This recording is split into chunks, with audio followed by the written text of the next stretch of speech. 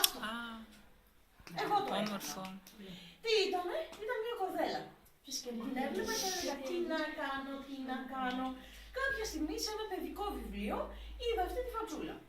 Εντάξει τώρα, έβαλα και εγώ φαντασία, κόλλησα ένα αριστερά, ένα δεξιά, μία κορδελίτσα και ξέρετε που την έχω κρεμάσει. Στο ματάκι της πόρτας καθώς μπαίνει στο σπίτι μου.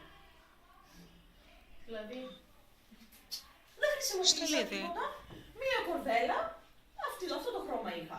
Πήρα μπογιές, έκανα με το ψαλιδάκι μου τα χαρτάκια και ένα κορδελάκι. Αυτό ήταν. Και έγινε ένα διακοσμητικό που μπορείς να το βάλεις μέσα στο σπίτι. Έχεις μία κορδέλα. Μπορείς βάζοντας χαντρούλες να δέσει η μαμά την κουρτίνα. Έτσι δεν είναι?